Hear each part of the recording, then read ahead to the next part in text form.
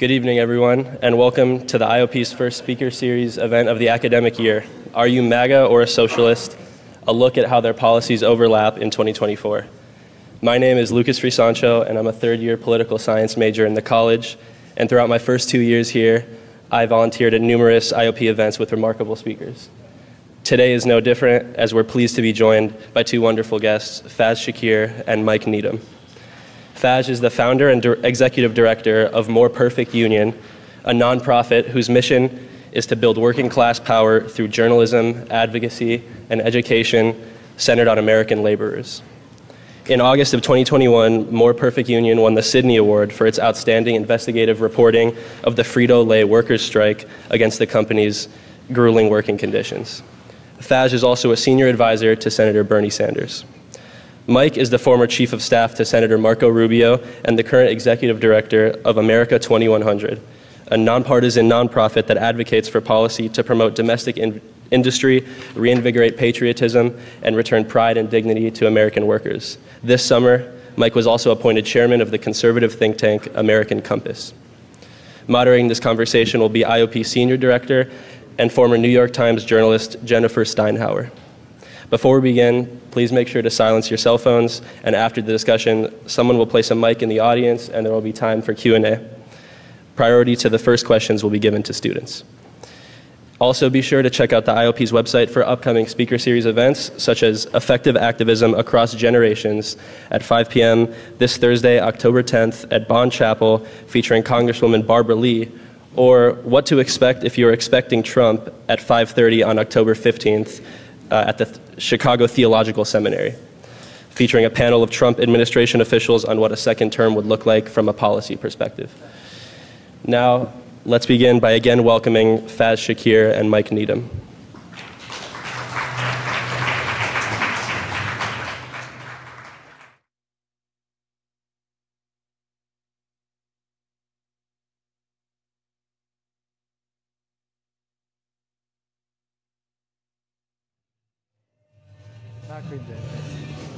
Hi everybody, welcome to academic year 24-25 and the first IOP event of the year. We're thrilled everyone could come out.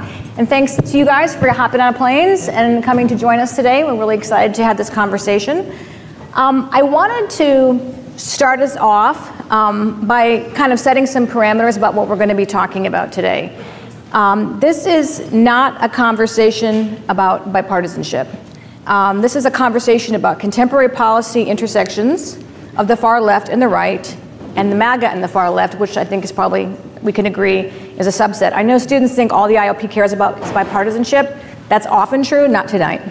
We're not talking about short-term spending bills. We're not talking about the debt ceiling. We're not talking about broadly popular bills like the infrastructure bill, in which both parties kind of work hard and negotiate in sort of an old-fashioned manner to bring policy together.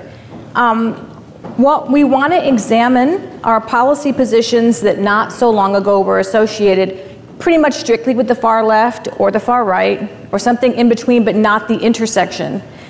All of us on this panel are old enough to remember when free trade was a central position of the Republican Party, and beating up on corporate power was more the purview of the left.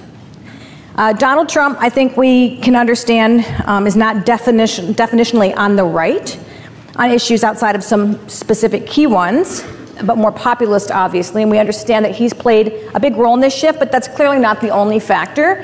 And the shift isn't even limited to the United States. There's a prominent German politician who started her own party. I think she's really shaken up German politics. And she said recently, if you consider the struggle for social justice, for less inequality as something left-wing, then we're left-wing. At the same time, we're in favor of limiting migration, which is supposedly not so left-wing. So for many people, the categories of left and right are no longer comprehensible. So I think that's a great place to start through the lens of some specific policy areas.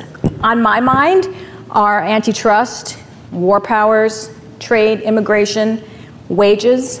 But before we get to my list, and maybe you want to hit one of those, I want to hear from both of you each to opine a bit in this frame about how you view this in time, in your time, all this time of working for Bernie Sanders, your time with Marco Rubio on the Hill. Is there a specific anecdote, a specific moment from each of you where you thought, wow, why is that person on my boss's bill? Or how do these two groups come together? This is getting weird out here. Yeah, well, first of all, great to be here with Michael and Jennifer. Thanks for inviting me. It's my second trip back to here, Institute of Politics, and I was telling people before that I went to Harvard and got my start at the Harvard Institute of Politics, and Chicago's didn't exist, and now that it does, I'm sure you're going to build a whole army of wonderful people who got their start at this wonderful institution, so I'm glad that it exists. My strange bedfellows, when Jennifer asked the question, I think the first thing that popped in my mind was we were in the midst of the COVID pandemic, and we were trying to figure out how to help and support people who were struggling. And Senator Sanders felt strongly that we needed to move stimulus checks out to people, and we were having a hard time talking to people within the Democratic Party about just cutting a check to people. It was a challenge because it's not something that a lot of Democrats were comfortable talking about, had language for, maybe even believed in, I'm not sure, but they weren't out there publicly talking about it. So Senator Sanders went out there, publicly started discussing it. And Josh Hawley was the first one who came out and said, I want to join this bill. And we could argue about what the motivations and intents were, but he followed through and carried through on that. And it was Sanders and Hawley who then got to a point where we pushed initially, if you'll remember this in the COVID pandemic, Trump is still president of the United States. And we are pushing for, at that time, $2,000 check. And I think both Hawley and Bernie agreed on that number and wanted it to happen. And it was whittled down to $600 is what we got, $600 in that first bill. And it mattered, and it wouldn't have happened without that support. And Hawley called up Donald Trump, who both supported it, but then also, as Trump tends to do, outflanked him and decided he wanted a higher number and said $600 is not enough, he wanted $2,000. And we're like, right, and we then advocated for $2,000, and it passed the House, didn't pass the Senate, so we settled for $600. And through that laid the basis, I think, if you follow that trajectory of that strange bedfellows, that push then became fulfilling that promise, right, for the rest of that check, became the core of a Democratic messaging strategy and policy strategy, such that when Biden is elected, he advocates that he will fulfill the rest of that check to everybody. And we go out to Georgia in the midst of this special runoff election in Georgia and say, please give us these two senators, Raphael Warnock and John Ossoff, so that we can deliver this check. And I think it was to my mind, one of the greatest examples where both the strange bedfellows existed, but also changed the trajectory of politics and policy in a pretty important way. Mike, I would love to hear your anecdote, but I would first love to hear you respond to that. I don't know if you remember when that happened. Obviously, you're very familiar with Senator Hawley. I'm feeling like maybe he and Bernie Sanders are otherwise pretty much not going to do things together too often, and not someone that Democrats embrace. Do you remember that moment at all? And even if you don't remember that particular moment, what does that say to you as a Republican? How do you contextualize that? Well, I think it does reflect some of the changes that are going on in the Republican Party. It also reflects the moment that we were in COVID. I mean, I cut my teeth in the Tea Party movement. The largest legislative achievement I had in the Senate was helping pass the Paycheck Protection Program, which spent $780 billion keeping small businesses alive. So I think there were a whole bunch of people on both sides of the aisle that were doing things in the midst of the COVID pandemic that maybe we didn't think we came to Washington to do, but were necessary in that context. The anecdote I was going to give actually involved Bernie Sanders and was Wednesday night before Thanksgiving in 22, when Misty, his chief of staff, called me and said the Congress is going to have to vote when we come back on a rail bill. The labor unions and the management of the rail companies haven't been able to come together on an agreement. Somehow the Congress actually has, with regards to the rail industry, the responsibility if an agreement can't be cut, to vote on a negotiated agreement that the president was involved in. And the vote had been voted down because the rail workers didn't like the deal that their labor unions had negotiated for them. It had no paid sick leave. And you look into the industry, and this is an industry that in recent years has 50% profit margins, has become incredibly financialized, owned by private equity companies in many instances, has adopted a method of operations that is so focused on efficiency that you literally have mile-long trains, and yet the companies couldn't find a way in their 50% profit margin to provide paid sick leave to workers. If you had COVID, you were expected to show up to keep your job. And so got off the phone with Misty, called Marco, kind of talked it through, said, first of all, we have no idea why Congress has a role in being involved in this, but if we are, when you look at this, on the one hand, you have management that kind of in a cartoonish way doesn't seem to have regard for its workers. If you can't find room in a 50% profit margin business to allow that paid sick leave to exist, then what's happened with American capitalism? And on the other hand, you have labor union leaders who have negotiated a deal but have grown so out of touch with their workers that they didn't actually realize how important this was. And in all instances, or I think most of the instances, the unions lost the vote. And so that was, I guess it doesn't comply with the standard you set at the start, because the ultimate bill passed overwhelmingly, with both parties coming together and passing the deal with no paid sick leave for the workers.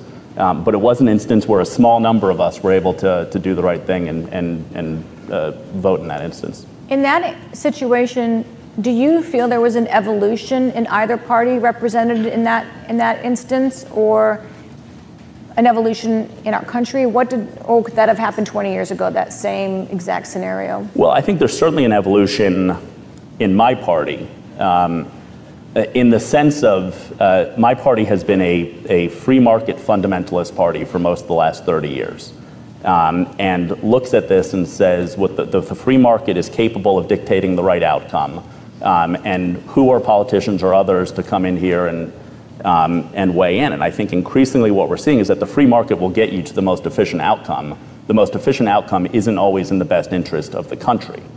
And increasingly, when you look at our country, the lack of industrial capacity, the lack of worker power in some of these negotiations, there is a broader consensus that if we're going to have a free market economics, which is the most powerful tool for allocating capital and having the type of human flourishing that we want to have in our society, you need to actually pay attention to the parameters of the game, so that the power of free market capitalism is focused towards ends that are in the common good of the country. Do you observe that the same way? Yes, I mean, I worked at the ACLU as well for a period of time, and the right, not speaking for Michael, but the right in general in the ACLU tended to agree on the idea that one of the greatest problems of power abuse in society is government. Literally why we created the Constitution of the United States, why we have the Bill of Rights, is protect us from what we thought was the most powerful actors in society, which would be government. That's why we need freedom of speech, freedom of religion, freedom of power, peaceful assembly, freedom to petition our government leaders. We need protections from this huge overlord. And what has transpired since, right? We now live in a society where I would argue corporate power, way more power than the government on almost any issues that you want to talk about. Where you talk about big tech, you want to go through the railroad industry, you want to go through any large major sector. It is corporate America who's dictating a lot of the positions that we in society are living under. So when you say, why don't we have paid sick leave? Well, it's not because, yeah, sure, we want the government to now guarantee, and we want Kamala Harris and the Democratic administration to do that, but one of the reasons we don't have it is because corporate America has decided you don't get paid sick leave. That's right, that's really the basis of it. So why am I working for a rail company, working 80 days straight, getting COVID, and they're telling me I can't have a day off? That's the world in which we live. I mean, we can go through the dysfunction of the entire healthcare industry, right? Health insurance, they're telling me that I have to pay a $10,000 deductible. Why am I paying a monthly anyway? What the hell is this deductible? Why do I have to pay this? This is insurance. This doesn't seem to be insurance. Who called this shot? Who called this shot? Well, the corporate power did, right? So I think increasingly it is the case that the major fights of our time are taking on and trying to restructure markets so that they work for working people. That's not a surprising viewpoint from you, but are you surprised by the way Mike framed it up? And are you surprised that the Republicans came together in that particular instance? I mean, we kind of almost did and didn't in that one. I mean, I remember that vividly. We covered it very intensely on Rail. I mean, this is actually where it helps that Joe Biden is president. It still matters that there's a Democratic president under Donald Trump. I don't know what would have happened, but you had the workers asking for paid sick days, and we got in the negotiated bill at the end of the agreement, Biden parachutes in and says, I want some sick days for these workers. The companies resisted. They say, fine, we'll give you one. And literally that's what we got. So in the package, they gave them like one sick day. And that was what was agreed upon. And then to their credit, after this was all approved through Congress and it didn't have the sufficient number of 6 days, they wanted 7. The administration, Biden and Buttigieg, stayed on the case, and one by one, it got to the point where now I think 85% of rail workers now have 7 paid sick days because they stayed on the companies to expand those and change those policies. But I think, in these moments, I see my own view, and I'm going to speak for Michael, but my own view is I see more rhetoric, I see more shifting, I see more desire to cater to and talk to working class people. But when it comes to policy actions, it's hit or miss. Okay. Often miss, in my view. Y'all put us kind of in modern times. I'm going to go back to 2007, and I wasn't going to talk about this topic now, but I think I will because I want to look at some seeds. So here's a quote on the Lou Dobbs show. "I don't know why we need millions of people to be coming into this country as guest workers who will work for lower wages than American workers." I think this was in reference to a bill that was a particular minor obsession with au pairs and camp counselors. That was your boss. Yes. So that might surprise some of you.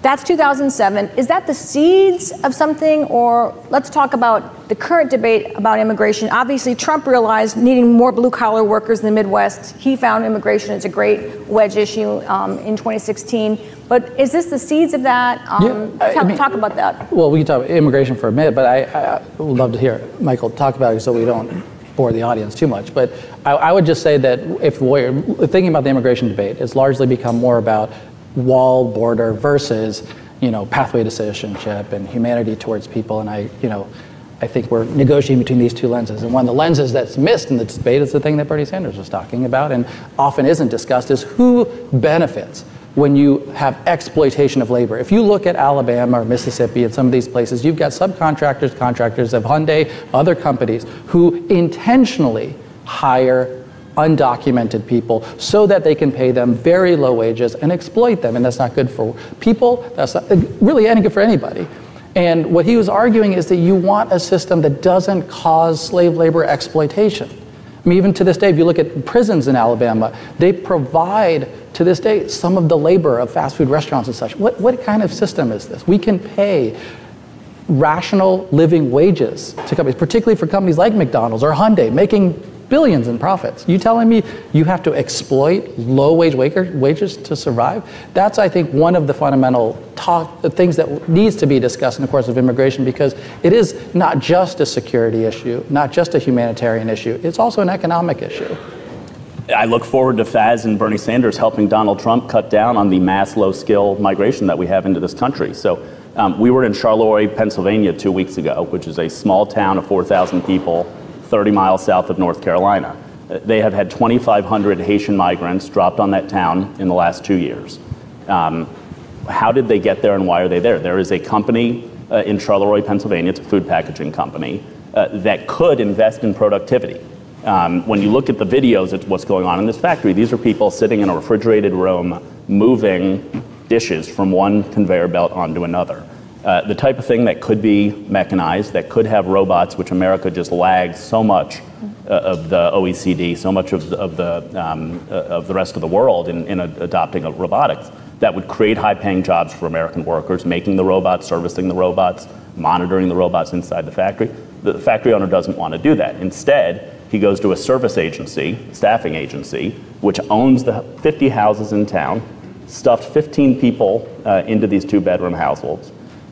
Homes, absolute, I think, human trafficking, who came from NGOs that worked with the Biden-Harris administration coming in. And so when you look at the way our asylum laws in this country are being abused to allow companies to rely on low-wage migrants instead of investing in American workers, when you look at the way H-2A, H-2B visas are, we have a mass problem in this country of low-wage, low-skill immigration, and I'm glad to hear that we have consensus that we're going to work with the Trump administration to stop that. Except that we disagree on this one. So the problem that Michael just laid out is he went after Haitians, right? He discussed Haitians purposefully. Go after anybody. Right. Well, the Haitians they were given temporary protected status. They're here legally, to be clear. Legal immigrants, right? In Springfield, where we had this huge debate, people eating cast dogs, obviously not true.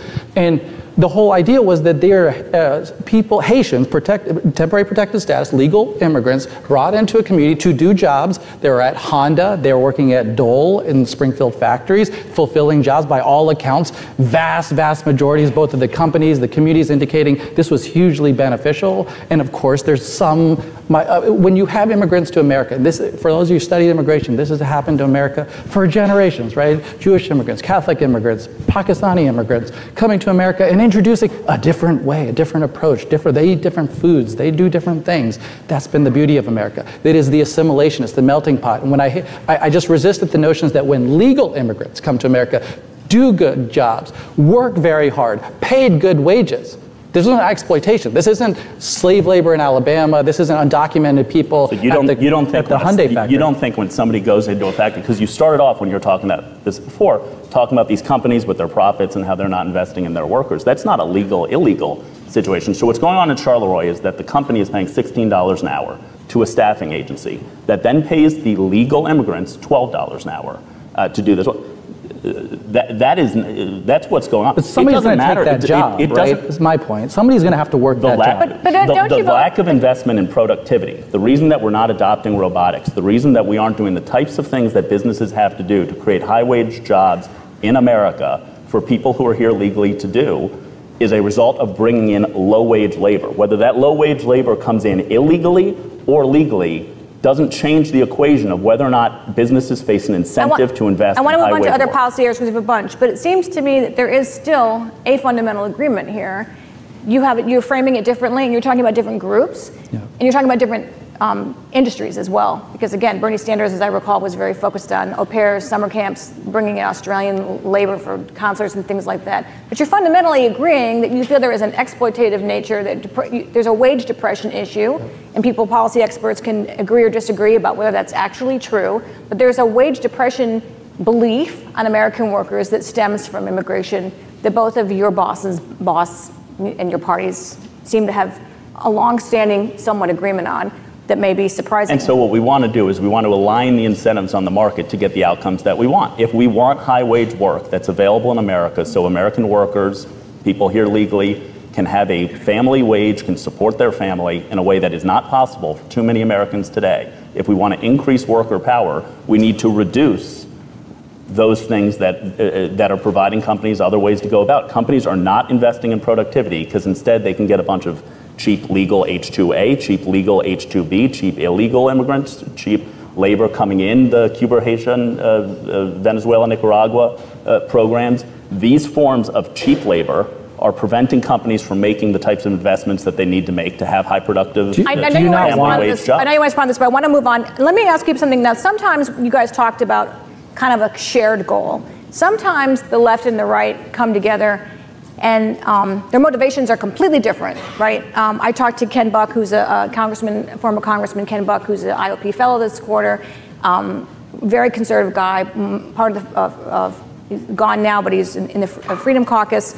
And he said his aha moment was when he was at a press conference with Mike Lee, Senator Mike Lee of Utah, and Bernie Sanders and Pramila Jayapal, who everybody knows is one of the most progressive members of Congress, on a press conference about war powers.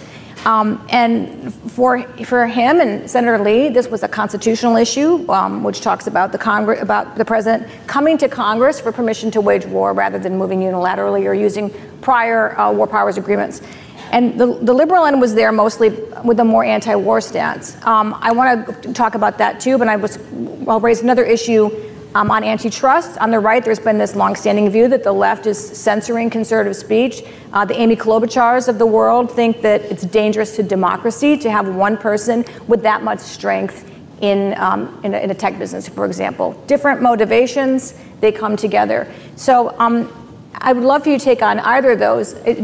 We could start with war in that there does seem to be one area where the left and right have come together in interesting ways, and it has been the result of 20 years of not particularly successful global war on terror. Do you agree with that, or what's your observations?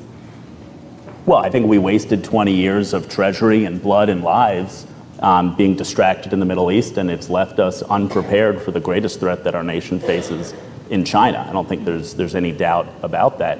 I think the War Powers Act is unconstitutional. I'm probably not there with Ken Buck. I think the commander-in-chief needs the ability to conduct foreign policy. I think it's just beyond plausible that the United States Congress, which can barely get out of its own way, is going to be able to be nimble enough to take the types of votes that are necessary in a real crisis. But the way to keep the world safe is that we need America's allies to step up. And I think President Trump did a very good job of pressuring Europe to do more. I think that had President Trump been president, we wouldn't have had Putin invade Ukraine. I think if he had, you would have seen the Germans in Europe doing much more to provide resources into Ukraine, because it is not possible in the era where the unipolar moment is over for America to be focused on Asia, to pivot to Asia, as both the Obama administration has talked about, the Trump administration has talked about, the Biden administration has talked about, if we're also sucked into a long war in Ukraine and dealing with what we need to deal with in the Middle East. Well, and to add to Michael, one of the things that bothers me, and I know Senator Sanders about particularly the defense budget, is that you've got an agency that takes $1 trillion, and there's no audit, it's rife with corruption. You know, does anyone know how much we pay for a Stingray missile? Does anyone know how much we pay for construction of a $2,000 bomb? No, this is one of the reasons why we fight over, let's say, Medicare negotiation. Why are we fighting for Medicare negotiation? Because the pharmaceutical industry used to charge whatever the hell it wanted to charge. And they wouldn't charge that to other people because they know no one could pay it, but they charge it to the government. The government can pay whatever they want. Here, you get $2,000 for this prescription drug. And for a long period of time, that's what Medicare would say, oh, here you go. So now we're changing that. Well, that's still going on at the Defense Department. That's how it works. Boeing just tells you, Lockheed, Raytheon, whatever, they just say, hey, this is the cost. How do we get to this cost? No one knows. And you got like an industry that's a revolving door that just decides, like, hey, this is where everybody's inflating costs here. So how do we get to a $1 trillion defense budget that, by the way, then carries its own weight, right? When you get that level of scale and jobs and decides that much money, guess what? Oh, we actually have to stay in this war. We got to stay involved in trying to send bombs over there. We got to stay engaged in sending, because our industry now has become so involved in sending this money and weaponry across the world, when we need a transformation of how we think about it. And one of the ways we'd start about it is just circumspect about giving more of a role and authority to people of Congress, members who represent actual people, to say, I want to know, what do we spend this money on? But I do want you to respond to what he said about our adventures in Afghanistan and Iran, because I don't want to lose sight of the fact that might have been a remarkable statement from a Republican 20 years ago, 15 years ago even. No, I mean, the modern Republican Party, I mean, like, you learn from where Trump campaigned and said, the Iraq war was a disaster. To this day, when Dick Cheney comes out and Liz Cheney comes out, the reaction of the right is to mostly just, like they were wrong on Iraq. Like, that's what most of them now say, despite the fact that it was them pushing that this was their agenda, and now it has become so disassociated, where Donald Trump, like to this day, right? Guess which president of the United States was not at the Republican National Convention? Does anyone know? We've all forgotten him. George W. Bush. He's completely written him off. It's crazy, right? He's written off an entire Bush administration. The law doesn't exist anymore. And that's the modern Republican Party under Trump. They have moved in this direction. I just argue, it's not authentic to values of what they actually believe in, the record that they've held. But isn't it also possibly true that Republicans and Democrats both see that it's a small percentage of American men and women who go to fight in these wars, right? A very small, mostly generational families. And there's been a recognition in both parties that that's not something that necessarily both parties want the country to be leaning into at this point. Can you imagine either president talking about boots on the ground anywhere right now? Yeah, I think that there is a recognition on the right that we need to marshal our resources, that we literally, you have the CEO of Raytheon saying that in a shooting war with China, we can't produce munitions because our supply chains are so tied up with China. That's a huge problem. The fact that the right has now adopted a sense of figuring out how do we marshal our power, how do we rebuild the defense industrial base. I certainly think that procurement reform and making sure that the five primes aren't the only companies that can be engaged in the defense industrial base is a worthwhile goal. I don't see any introspection on the left, which now welcomes Dick Cheney and Liz Cheney as endorsers. Kamala Harris is proud to have Dick Cheney's endorsement when people on the left were calling him Hitler and Satan 10 years ago. I don't see any introspection of how do we marshal resources, recognizing that we have a national interest in Ukraine. It's not our most important national interest, but it is a national interest. And we are spending tremendous resources, recognizing that we have an interest in the Middle East, And just last week, we fired off every surface-to-air interceptor that we made in a year with regards to some munitions. And so I don't see where the recognition on the left that we live in a world of trade-offs and that if we're serious about deterring China, we need to come to terms with those. You don't think China's been a unifying force in the Democrats and Republicans? And great powers competition? I think the left speaks a good game on China. Right now on the border of Nevada and Oregon, we have a lithium mine that could be built that could produce a tremendous amount of lithium, the core ingredient in batteries. If you're serious about the climate change agenda, if you're serious about the China agenda, you would want America producing lithium, refining it, engaging in metallurgy, and actually producing American batteries, which is the future of both of those things, and the left is tying it up in all sorts of environmental nonsense. Well, let's push that to tariffs then, because there was a lot of complaining on the left about Trump's tariffs, and I noticed that President Biden kept most of them. Here's a quote from Kamala Harris recently. She said she would employ targeted and strategic tariffs to support American workers, strengthen our economy, and hold our adversaries accountable. Sounds a little MAGA to me. What about that? I mean, that's certainly an area where China's in the crosshairs of both parties. Yeah, and the Biden administration is actually taking action on this. I mean, this is where you get, to my mind, a lot of this, there's some rhetoric, right? We sort through rhetoric, which some of your questions are around, but there's also policy. What are we actually doing about it? And one of the reasons why I appreciate some of the actions of the Biden administration, they do things. And recently, not many people know about it, but for a long period of time, China had used and exploited what was called a de minimis threshold to just ship cheap goods into the United States tax-free.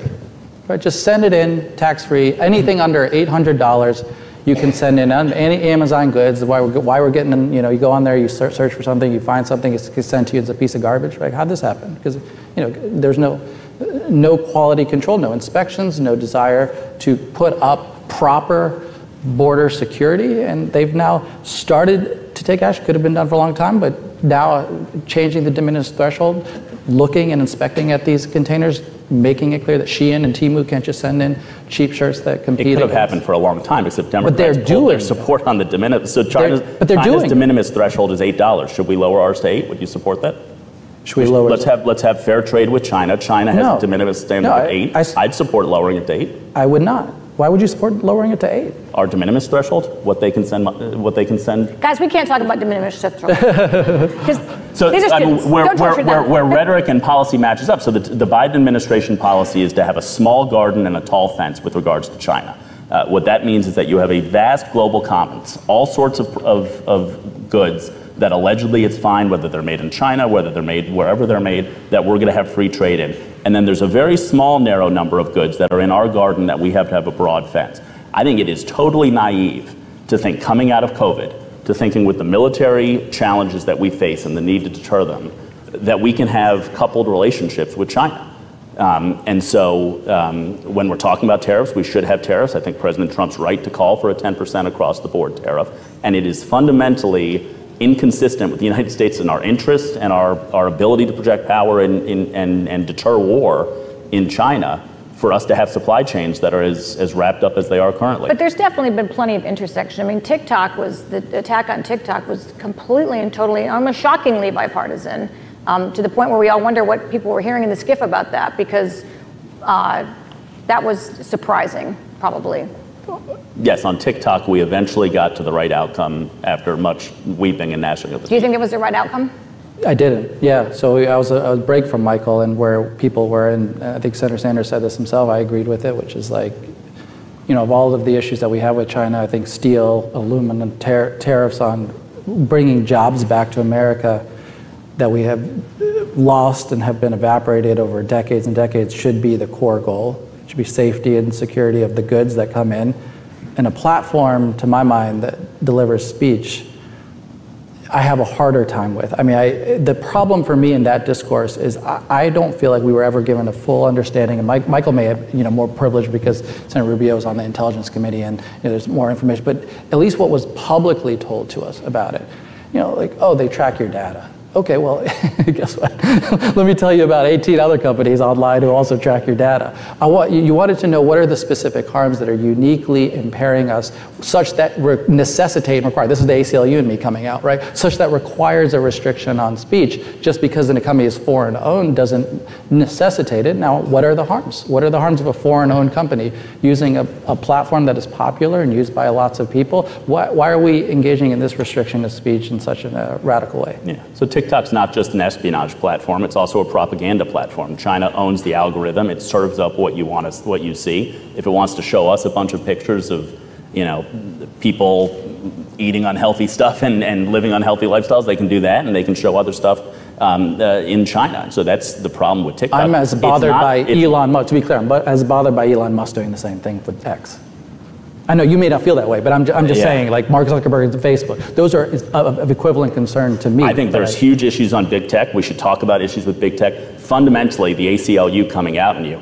If it's not okay for the United States government to be regulating speech, the idea that the Chinese government, just because it's not our government, can have a platform that they put into this country that's deciding what you're served and what not. Look, there was an opportunity to sell TikTok. Why wouldn't the Chinese government sell it without controlling the algorithm? Let's move on to big tech. And I want to talk about Lina Khan, who I'm finding a very fascinating figure, because she has lots of stands on the left and the right. And it seems, again, per this topic, what brings her fans together is the suspicion around big business, big finance, big tech, even if the reasons for those suspicions may differ. So let's talk some more about that. Where do you see, well, first of all, do you both think that this kind of skepticism about big tech is a left-right synthesized issue?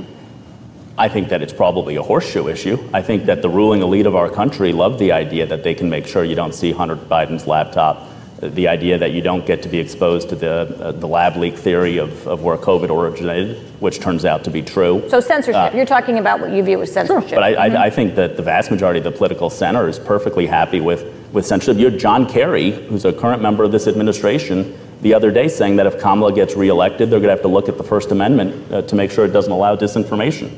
Disinformation, like the true information that the China virus started in the Wuhan lab due to a lab leak.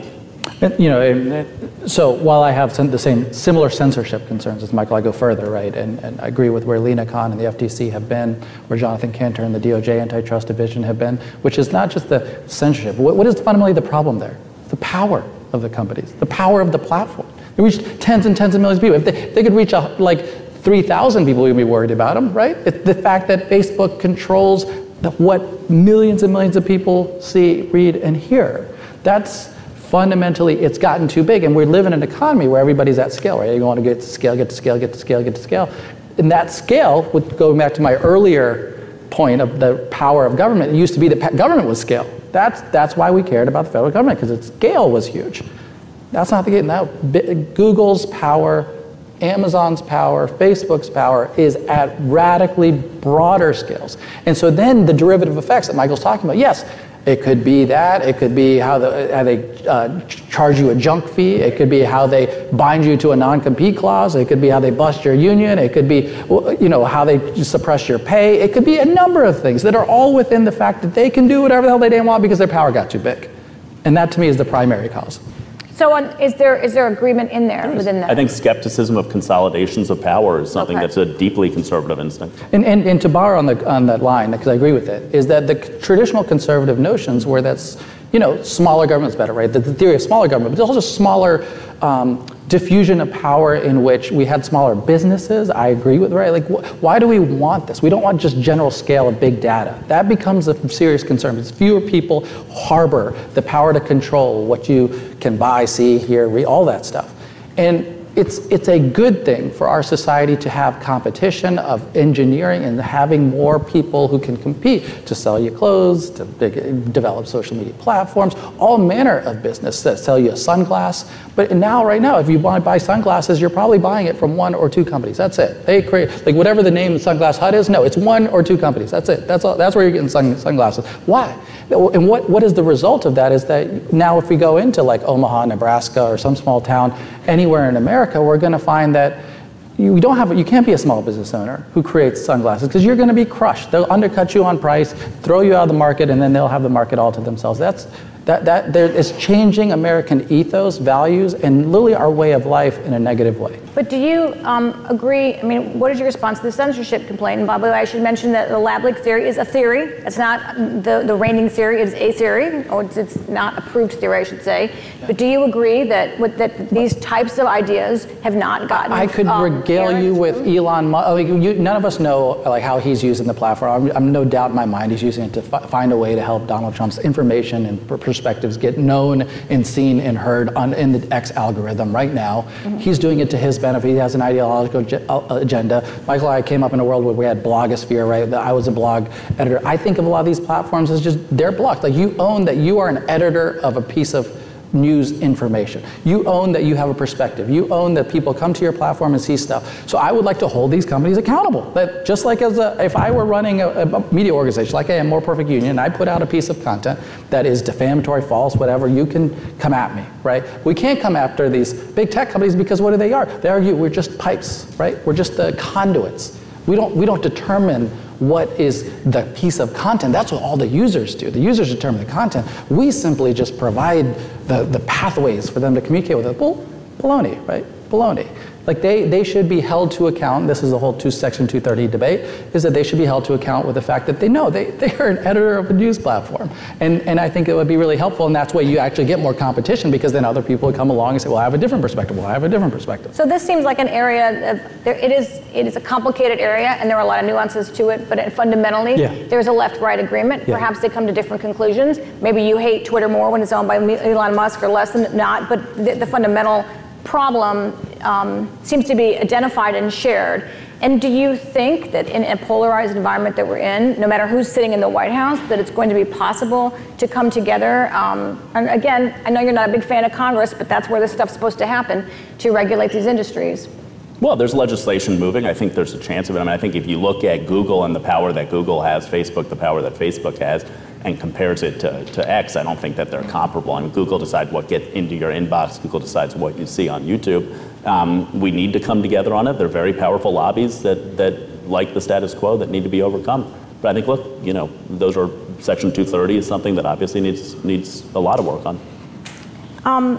You used the word horseshoe theory, the notion, for all of you who don't know, that the left and right come together at the bottom of the horseshoe. Far left's over here, the far right's over here, and they come together historically, you know, on different issues, maybe more on issues now is the theory of the case.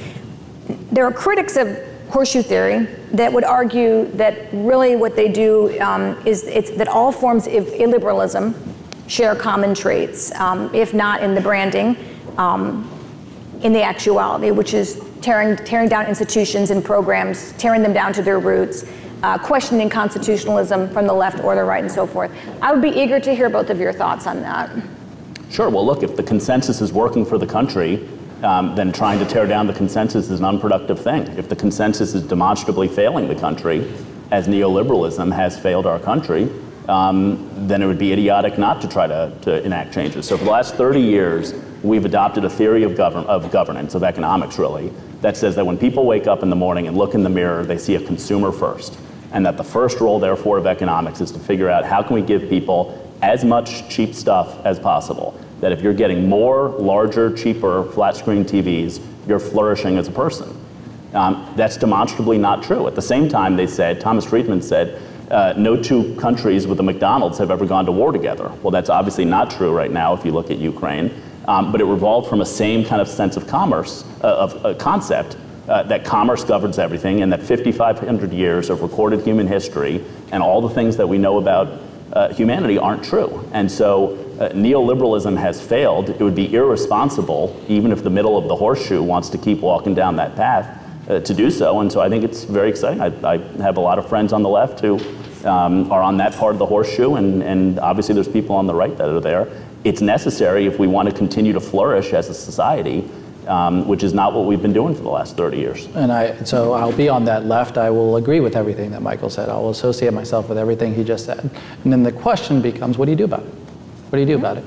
And this is where I think the friction becomes, because this is where I am a huge fan of Lena Khan. I've known her for, you know, a long period of time, and Those of you who don't know, she's the chair of the Federal Trade Commission.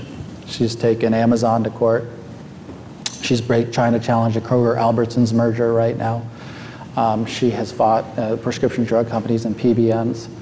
And this kind of government service is one of the reasons those of us love what Lena's doing, and there's a couple of others, but she's not alone. There's others who are doing similar work. But in the Biden administration, there's been these courageous warriors who have shown that the wielding of government authority against corporate power is the most critical thing to do. We have lost that power for 30, 40 years.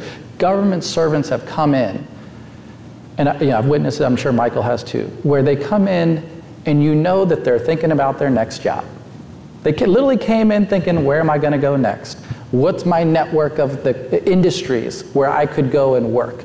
And that incestuousness, that corruption, has both subtle and explicit corruption on you. That I'm not here to challenge power, right? And when you start with that premise, you have allowed corporate power to call the rules of the road. They call the shots. You work for them. And finally, we're having that reason why she stands out and why she is being demonized, right? The Wall Street Journal editorial page, oh my God, like 100 editorials against her. They hate her. You get Mark Cuban, it's about almost, if you look at the elites, I mean, it's Mark Cuban, it's Reid Hoffman, it's Barry Diller, it's the billionaires of America united. They're in solidarity, hate Lena Khan. What? Because you're using government service to take on power. And I'm so, the attacks on her, in my view, and the attacks on antitrust are less about trying to attack the agenda, which they don't like, is to dissuade other people, those of you in the audience who want to be the next Lena Khans. They don't want you to be that. Hold on, you're going to come in and you're also going to take the Department of Agriculture and wield power against agricultural monopolies? No, this is getting out of control. You're going to do it against the big banks who charge us exorbitant fees for credit card interest rates? No, whoa, slow down here. We don't want Lena Khan proliferation through this government. So we're going to attack her and make sure that no one feels like we want to associate with this kind of ideology, this type of mentality. And to my credit, this is where I give Biden incredible credit. He selected these people intentionally and purposefully who came in with this agenda and desire to fight power and on behalf of the public and working class people. And so the interesting thing of all that is of the people that are currently running for higher office, J.D. Vance is very clearly on the record about the great job Lena Khan is, and Kamala Harris has not committed to reappoint Lena Khan. That is very interesting. That's very fair. We're going to move to questions in a few minutes. I think we're going to have microphones standing on both sides of the room. Look for them. Students, line up behind them right now. Start thinking of your questions. We want to be able for you to take advantage of these two wonderful guys who got on a plane and came to be with us today. So this is your chance to ask them what you'd like. So we'll get those mics set up and we'll turn to you in a second. I think I just want to kind of wrap my own thoughts around this and ask you to respond to one thing. I don't know how you identify. I'm ultimately an optimist about obviously this country, about this next generation, about what people can do when they come together. That's not demonstrated so well, at least from what we can visibly see in Washington. There's more that goes on behind the scenes, as you guys both know, that's not visible. But I guess what I wonder is if the far left and far right come together for the same motivations, for different motivations, but for things that they can agree in some way are toward the betterment of our country, do you think that that is going to continue to happen? Do you think it's ultimately a good thing and a possible thing? Or do you think that ultimately it will be squashed by fundamental partisanship or other factors? I'd love you both to discuss. To be clear, the reason it's happening, right, the reason why we're talking about some of this agreement is because actual people are in agreement. Mm-hmm. Let's not lose sight of that fact, right? Like there's tens of millions of people, and they happen to be lower income, working class people. There's not people with college degrees that didn't have, we're in a college audience, love college degrees, it's great, but we're talking 2/3 of the American workforce without a college degree, people making under $100,000 a year who should not be left to feel disempowered. Rightly so. They righteously angry about an economy that has left them behind. And when you're connected to that, when you feel that, when it is part of your ethos, when you get the inputs from this vast landscape of this wonderful country of that many people who are suffering and struggling and asking for help, it should rightly bring about what you were talking about, that there are people on the left and the right hearing that pain, hearing that struggle and maybe responding to it slightly differently with different nuance or whatever, but at least hearing it and saying, I want to do something about it. And to the extent that they were not, you worry about you are living in your own freaking bubble, away and disparted from and too distant from the pain and suffering of tens of millions of people. Yeah, I am optimistic. I think it's impossible to look at the record of failure of the last 25 years. I graduated high school in 2000. You have admission of China into the WTO, another thing that Bernie Sanders was prescient, as I believe a congressman at the time, in opposing. 9/11 and the subsequent long war in Afghanistan, the invasion of Iraq, the 2008 financial crisis, COVID, everything that we've lived through. It's impossible to look at all that and not come to the conclusion that we are in the process of wasting the greatest inheritance anybody has ever inherited, America. And I think that when you talk to we were talking earlier today with some students at the University of Chicago. When you talk to Zoomers, when you talk to, on my side, pretty much anybody who was born and doesn't remember the fall of the Berlin Wall, we recognize that the system is not working. That doesn't mean free enterprise is broken. We need free enterprise. Free enterprise is the only system that actually allows the amount of prosperity and flourishing and broad-based success that we've enjoyed in the United States, but something needs to change. And I think there is an overwhelming consensus of people who have come of age over the last 25 years that something needs to radically change. And I guess the last thing I would just ask real quick is, what's your message? We have a room full of young at heart. What is your message to them anchored in this conversation about what they can expect should work toward in their public service journey and their journey as voters, their journey as Americans, in the context of what we've just discussed? Yeah, get involved. I mean, this is the next 5-10 years is going to define the rest of this century in terms of whether America can kind of reorient our capitalism and enjoy the prosperity and the security and the broad-based flourishing that has been the norm in America for the last for hundreds of years, or not. Whether this is going to be an American century or a Chinese century, this is all deciding now. Don't waste that time at McKinsey or working at a hedge fund. Get involved and put your brains to good use. See, a Republican just told you not to work at McKinsey. It's coming together, people. I'll endorse that message. 1 minute. Briefly, I would just, to add on to what Michael's saying, as you get involved, I would say, be constantly aware of your inputs. I see this happen with so many people. You get involved in politics, the influence of money, the influence of interest is always there. It pulls you like a gravitational force to a nicer, better, more comfortable world, disassociated from those for whom you're supposed to be fighting. And I think I see it happen to friends, good people. They're not evil people, they're good people. And you just become a little bit desensitized to actual people's struggles or the things that we could do that are bolder, that challenge industry. So constantly be mindful of your anchors and your inputs and how you get information, because I've seen in DC in particular and all kinds of, in New York, wherever, your inputs change. And suddenly the people who are in your inbox, the people who are in your text messages, the people who are adding you, they have influence. And then people inviting you to happy hours and fine, go to. I'm not telling you don't enjoy your life, but don't lose sight of who you fight for and what you're trying to do. The ultimate. Unlike Faiz, I couldn't afford a tie, so I agree with what he said.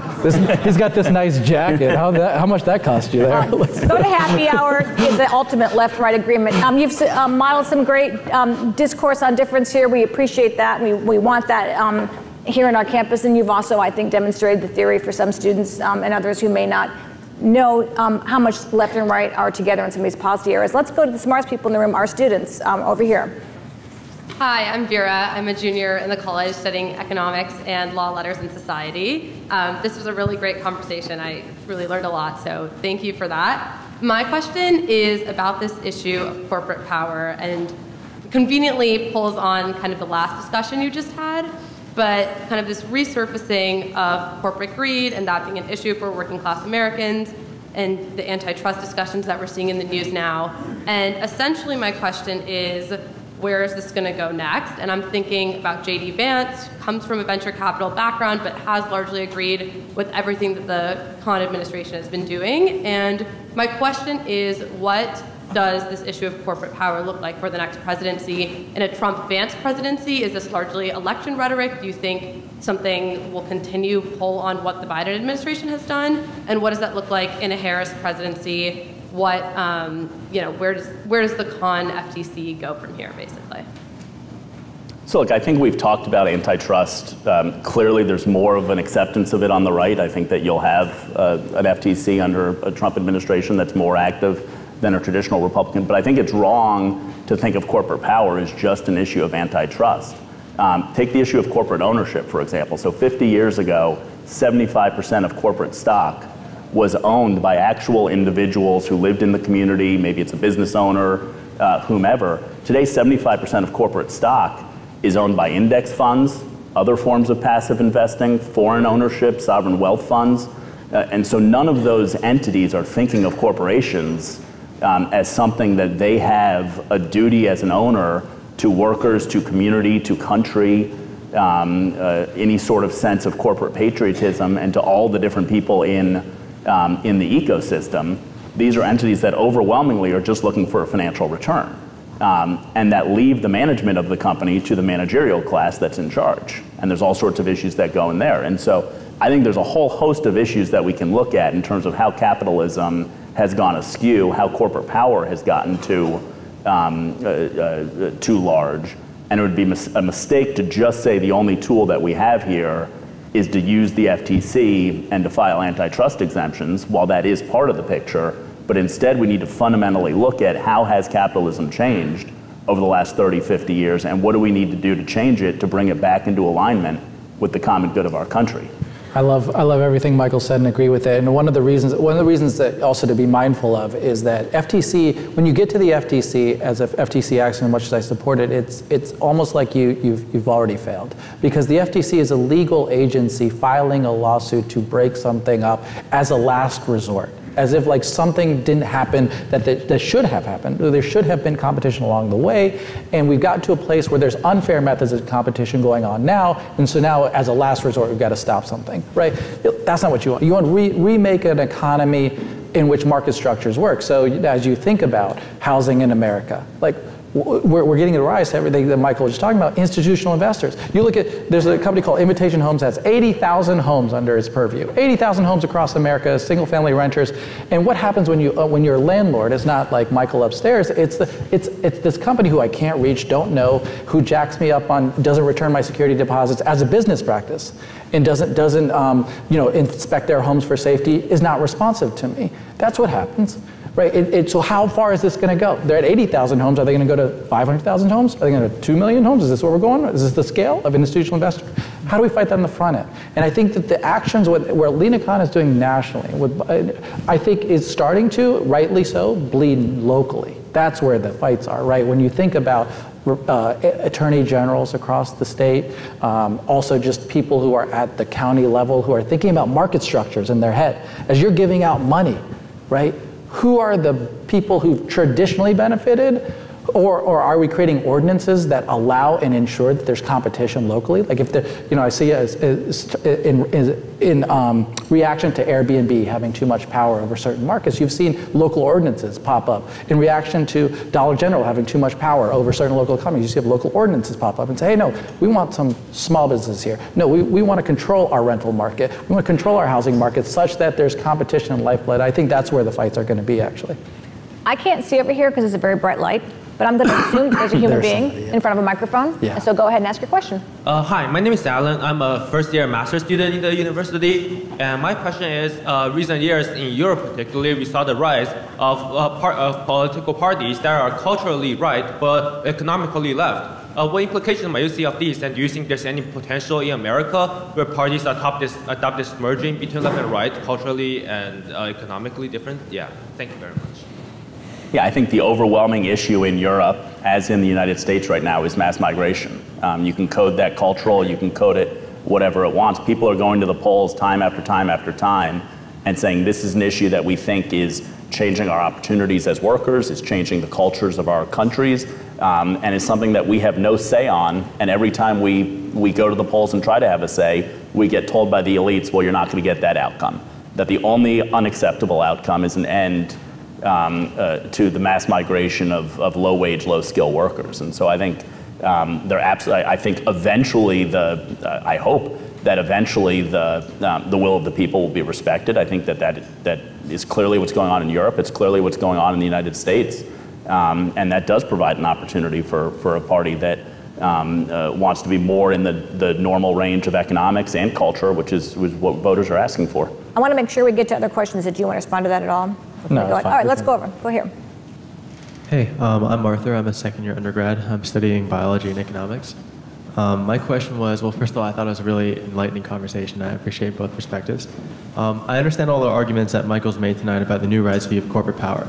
But what confuses me is the rights embrace of certain billionaires like Peter Thiel with J.D. Vance and Elon Musk, but the rejection of other billionaires like seen through Josh Hawley's hearings where he eviscerates McKinsey CEOs and big tech corporations. And I was just kind of wondering if you can explain the consistency on the right in that regard, and whether that truly means that there is a change as for the Republican Party at large. Well, I don't know that it's a question of this billionaire is good, that you can't have billionaires who agree with you on certain policy areas, which is, I think, what Elon and Peter Thiel do. Look, McKinsey is a company that has reportedly produced a list for the Crown Prince of Saudi Arabia of who his critics are. That's the Crown Prince who murdered Jamal Khashoggi, which held a corporate retreat a mile away from the Xinjiang concentration camps, which worked on China's Made in 2025 industrial policy, and which had absolutely no firewalls between the work that they did for the FDA of the United States and the Sacklers and the companies purveying the opioid crisis. And so I think McKinsey is 100% an untrustworthy company that Senator Hawley was, and it's not just Senator Hawley, it's Senator Blumenthal, the Democrat from Kentucky, from Connecticut, a little bit different, was the chairman of the subcommittee on investigations that called, I don't know if it was that hearing, but also called McKinsey in. And so, look, I agree with some of the things that Elon supports. I disagree with some of the things that Elon's done vis-a-vis China and Tesla. I think Peter Thiel has a lot of important and interesting ideas that he's put into our discourse. And I think McKinsey is just fundamentally an evil and unpatriotic company. Over here. Hi, thanks for the conversation. My name is Pam Nogales. I'm one of the postdocs here. I'm a fellow in the social sciences. I wanted to ask about the political realignment of both parties. So one thing that you both agreed on is that neoliberalism and its policies haven't worked for the American people. And this seems to be a common agreement that's resulting in some interesting transformation of both parties. So if I could just present a thesis and maybe have you correct it or add to it, that there seems to be a breakup of the old Reagan coalition that came from the Reagan Revolution of the 1980s, which was a coalition of neoliberals, that's within the Republican Party, neoliberals, neoconservatives, strict construction constitutionalist conservatives, and evangelical Christian fundamentalists. Now that is now uneasy and things have broken up. The absence of Bush maybe at the RNC is one way in which we can see that this has changed. How has this changed in the Republican Party? What are the forces that you see moving out of it? And on the Democratic Party side, it seems like you had this McGovernite, sort of Clinton neoliberal coalition that now has been challenged by progressive voices, and you have Cheney coming to the Democratic Party. So for some of us that grew up in that era where Cheney was presented as Hitler, Satan, et cetera, it's a very strange situation. And I just wonder, what sense could you make out of this? What are the shifting forces? Have they found new homes? Thank you. Yeah, so I'm not to correct all of the terms that you used in your description of our coalition, which I wouldn't agree with. Clearly there is a shifting in the coalitions. Clearly the three-legged stool fusionism that was associated with Ronald Reagan is changing. I think Ronald Reagan's legacy is misunderstood in the common telling. So Ronald Reagan saved the American auto industry by slapping tariffs on Japanese cars, which forced Japanese companies to move their plants here, to move the supply chains here, to move the R&D facilities here. There were points in, I believe, the 1990s that Japanese automakers were the largest makers of American cars, exceeding the big three. And so I don't think that Ronald Reagan was a neoliberal. Ronald Reagan was somebody who had a deep and abiding love of the free market, which I share, and applied that love of the free market and belief in peace through strength and other principles to the unique challenges that existed in America in 1980. And the mistake that my side has made for the ensuing 44 years is just assuming that being a principled conservative meant repeating the prescriptions that made sense in 1980 over and over and over again. You saw 16 people who broadly did that in different ways in 2016 lose to Donald Trump, who said something different. So the coalitions are changing, but I also would urge you against over-accepting the mythology of Ronald Reagan as some Goldwaterite libertarian, which just wasn't his record. Somehow we got this far without talking about Robert Bork and the Chicago School of Economics. I was just going to say on the point, I mean, we have to separate what is like honestly going. There's not like an ideological coalition going on with Dick Cheney and Liz Cheney and Adam Kinzinger and Bernie Sanders and Joe Biden. Like what is going on is clear. It's easy. It's simple, right? Like they don't like Donald Trump. There's a voting behavior issue. It's A versus B in this election. A or B. People don't like Donald Trump. Raise my hand. I'm there. Whoever's up, I'll vote for that person. I'm there. Kamala Harris, great. I'm with her all the way. We're going to do whatever we can to get her elected. It's good for America's democracy and America in general. So sure, that's going to happen. But does that mean that everybody, like think of how many people across America are going to vote against Donald Trump? There's lots of different ideological viewpoints. I think what we're trying to offer is a policy prescription for the direction that we want to do that's distancing itself from voting behavior, right? You get people who vote for a lot of different reasons. There's going to be a lot of people who I agree with, sadly, who are going to vote for Donald Trump, like, to be honest with you, right? And that doesn't mean, like, actually like if I was talking to those folks, I probably would find myself 95% in agreement with them. And yet they're going to vote for Donald Trump. So I think it's important to separate these two and not overread the idea that, well, because you voted in an A versus B election, that it must, everything has radically changed in our ideological views. No, it's just, that's the choices, and people rightly make the choices for whatever reasons they want. Over here. Hi there. My name is Rishabh. I'm a first-year MP candidate, Master's in Public Policy at the Harris School of Public Policy here. So kind of going back to our war powers conversation you guys both have. And first of all, I want to thank you both for being here. Like, I really appreciate that conversation you guys had. It seems that there are factions on both sides of the aisle that agree that the United States has misplaced its priorities in terms of its foreign policy by spending so much on military assistance abroad and arms exports, et cetera. In regards to that conversation, do you think that bipartisan consensus can extend to a reduction or cessation in arms sales and military assistance to Israel? No. So I think Israel is an ally of the United States that exists in the Middle East, that has enemies led by Iran that want to drive it into the sea. I don't think that they're going to drive it into the sea by marching troops across the border tomorrow. I think they're going to do it by making it fundamentally impossible to want to live in Israel, because you fear terrorist attack, because you fear military action, because you feel that investment isn't safe, and that is a long-range strategy that Iran, which like China and Russia, wants to disrupt the status quo in the world, is using its proxies in Hezbollah and Hamas to enact. And so I think that America stands with Israel. I think America is right to stand with Israel, and I think that should continue to mean sending it arms. I'll be quick. I mean, obviously I have disagreement with Michael strongly on that one. And, Israel has a right to defend itself and a good ally, but Netanyahu is not. And you have a right to defend yourself against a heinous 10/7 attack, but you don't have a right to go bomb every school, every hospital, demolish a civilization, and 40,000 lives of the Palestinians, disrupt any ability for them to live. And there should be some accountability when that happens. There should be, America, who is the greatest purveyor of arms to Israel, can and should use that power to change the nature of how the Netanyahu regime is operating.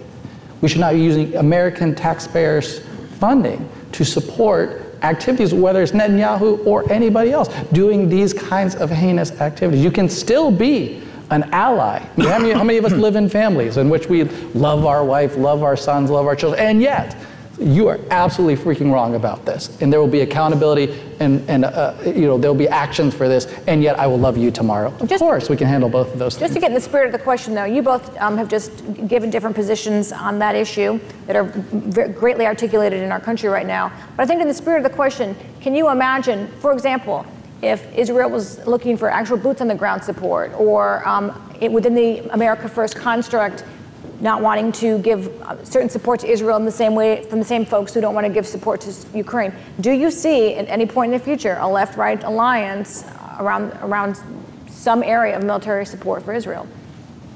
Well, I don't think Israel's asking for any American boots on the ground, so I think kind of the premise of the What about question, arms shipments, though?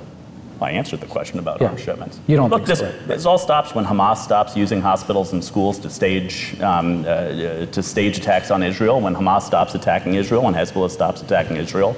It doesn't have to be in clearly Israel, by the way. this clearly is not part of the horseshoe. Boots on the ground don't have to just be in Israel to be fighting against Iran proxies. But do you ever see that?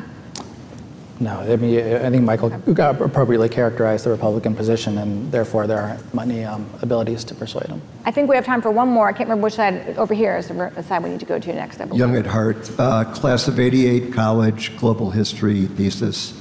My question is, in 2015, Bernie Sanders said open borders was a Koch brothers proposal, and Trump also campaigned in 2015, 2016, hire America, hire first. Now, fast forward 8 years later, we have open borders, Kamala Harris, and we have Trump wanting to staple a green card to every foreign grad student. These young people want to have a good job when they graduate. How can you help them with this horseshoe, hopefully make American citizens first in line for jobs and help these young people who might have to compete with every foreign student coming here with a stapled green card that Trump diametrically opposed, I think, in 2016. That's always been an interesting dichotomy. Yeah, look, I think stapling a green card is an idea that sounds good in theory. I think that when you actually look at how it's going to play out and colleges popping up to give out diplomas and what types of H-1As are actually coming in and what those green cards mean. So I agree with the sentiment of your question. But I also think, I mean, you might disagree with it, is that legal immigration continues to be an important asset and value to American society. We should not lose that thread. I get that there can be abuse, and they obviously don't want illegalities at play here. But I do think, at least from my perspective, maybe you disagree, is that we still want increased flow of legal immigration to this country. It's been such a lifeblood for us that I feel like we lose that thread, and suddenly we're all just talking as restrictionists. If you can ask a question in 30 seconds, and these guys can answer it in 1 minute, you can get the last word. Hello, I'm Oliver Heatley, first-year student planning on studying political science or economics. My question is, both presidential candidates are planning policies that will further increase the U.S. government deficit and debt, which is already historically very high. What's something each of you would do to reduce that, or do you not see it as an issue? I think it's a gigantic issue. I think we're in the midst of the debt crisis. I think that there's all sorts of ideas that should be put on the table, including revenue increases. I know that Senator Sanders supports a financial transactions tax. That's something that I think is worth looking at. And so I think revenues absolutely need to be on the table. I think that Democrats need to put spending cuts on the table also. It's actually been interesting as we've been involved in some conversations over the last year or so about an increased willingness from Republicans, which is real. I mean, Chip Roy, the policy director of the Freedom Caucus, has said that he thinks corporate tax rates may need to go up. The chair of the House Budget Committee has said that he thinks revenues need to be on the table. I hear lots of ideas about college for all and Medicare for all and so on and so forth. Occasionally you'll get a Democrat who says that he wants to cut defense spending, but I don't hear a lot of very practicable, serious spending cuts that actually come from the Democrat side of the aisle these days. Yeah, I mean, we're going to head into a tax debate at the end of 2025, regardless of who the next president is, because that's when the Trump tax provisions will sunset, some of them, and we are going to have this debate, and that would be a core part of the revenue raising. And I mean, I'm sure we could talk about, I have no problem finding spending cuts, and we could go through very specific areas. Defense Department's obviously an easy one, but even within the broader outside Defense Department, I don't think it'd be too hard to identify areas where we find waste, fraud, and abuse. But I think the revenue raiser, to my mind, is the biggest issue in American society right now. You have the wealth and income inequality is so huge, and I know I'm largely stating something that Republicans don't tend to agree with, which is the corporate rate is not the effective corporate rate. Like whatever that number is, that's not what they're paying. Right, and so I think as much as we want to talk about the rates, and we will talk about rates, the bigger problem is the loopholes and the abuse of the tax system in which people who claim you're supposed to pay 15, 20, 25, 30%, not paying that. They're not paying that, they're paying zero, right? They're paying close to zero, right? I mean, Trump himself was an example of this category. And obviously there's ways in which, you know, if you do business investments, and sure, there's ways in which you can say, okay, reduce the tax, but that's not what's going on in society right now. All working class people know they are paying higher effective tax rates than the wealthiest people in our society, and that has to change. And so just to put a point on it, we're not going to solve the debt crisis unless Democrats are willing to come to the table with more than waste, fraud, and abuse. Well, on that note, this has been a very interesting conversation. We never take for granted people's time. That's the greatest gift you can give, and we so appreciate that you gave it to the University of Chicago and the Institute of Politics tonight. And I thank all of you for coming out, and I hope you see you on Thursday and many, many nights at our speakers events throughout the fall. And thank you both so much.